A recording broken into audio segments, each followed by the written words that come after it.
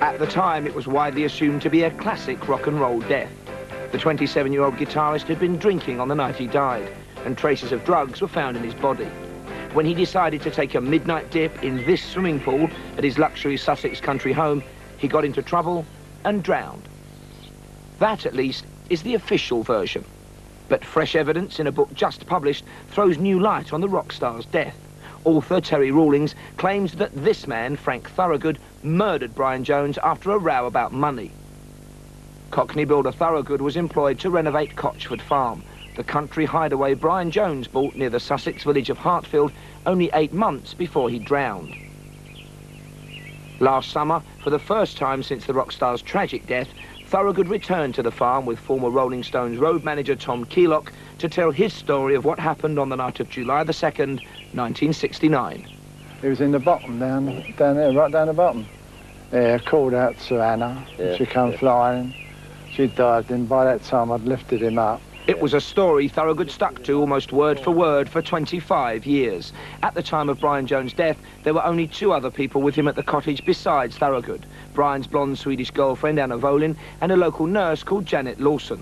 Thorogood said the 2 women went inside the house, leaving him and Brian by the pool. Minutes later, overwhelmed by drink and drugs, Brian accidentally drowned. Police immediately suspected Thorogood. And they were saying that they thought I'd done it. And that's why they kept me behind. Without any firm evidence against him, police had no choice but to accept his account of what happened that night. But Keylock, an old school friend, says Thorogood dramatically changed his story 5 months after this film was made on June the 23rd last year. You know, I went to see Frank in the hospital. He was very seriously ill. He looked very, very bad. And after a lengthy conversation, he said to me, "Tom, there's something I've got to tell you," he said. "I've got to put my house in order." And I thought, house in order? What's that? He said, "I'll tell you something after all these years, but you must promise me not to say anything until I die." So, well, what's that? So he turned around and says, "It was me that done Brian." Thorogood was too ill to tell him more, so Tom arranged another visit 2 days later. But his friend died within a few hours. At the time of Brian Jones' death, it was clear some things didn't add up. Copies of the original post-mortem report were sent for independent analysis by a top pathologist. Brian Jones was described as a heavy drinker, and therefore a blood alcohol level of 140 milligrams is not that high. Therefore, whilst the possibility exists that he may have drowned under the influence of alcohol, it is also quite likely that he was able to swim normally with that amount of alcohol on board. There was a trace of amphetamines in the urine. It's difficult to quantify this, but what is in the urine is not in the body, so there was no evidence that he was intoxicated with drugs at the time of his death. There is nothing in the original post-mortem report to exclude Jones being deliberately drowned. It is not necessary for marks of violence to be present on the body of someone who has been deliberately drowned. If they were pushed underwater by having their shoulders pushed down or their head pushed down, then one would not expect to see bruising. But if the confession is true, why would Thorogood want to kill Brian?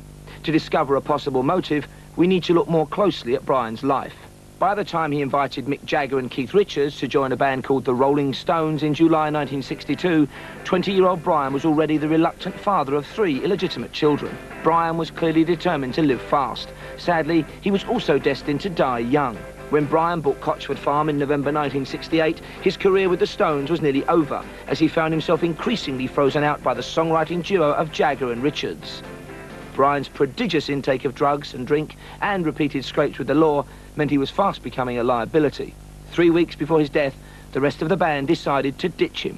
He bought Cotchford Farm in a bid to escape from London and the life that was destroying him. The beautiful 16th century farmhouse was once the home of A.A. Milne, the creator of Pooh Bear and Christopher Robin. Brian was very, very happy here. He fell in love with Winnie the Pooh and Christopher Robin, and he said he wants to stop it the rest of his life. Little did he know how short that was. Frank Thorogood and a team of builders had been brought in to renovate Brian's new home. But on July the 2nd, 1969, when Thorogood drove up to London to collect the weekly pay packets, he returned empty-handed and furious. Brian, convinced Thorogood and the other workers were ripping him off, had told his accountant to stop their wages. Still waiting for his £100,000 payoff for being sacked from the Stones, Brian was short of cash.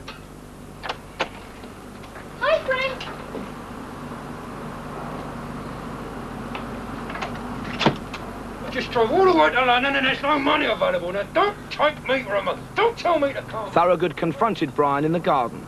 Brian told him the builders were all sacked and would have to leave in the morning. Thorogood claimed he was still owed £8,000 and wasn't leaving until he got paid. But Brian said he and the other builders would only get their cash after they'd moved out. Brian tried to pacify Thorogood by offering him a drink, and he finally persuaded him to go for a swim. While Anna and Janet were inside, the argument flared up again. Maybe Brian provoked him. He was a very strong man. Maybe Frank's mind snapped. I don't think he tried to kill him. I think it was argument. Maybe they had an argument. Maybe he tried to frighten him, scare him, ducked him under.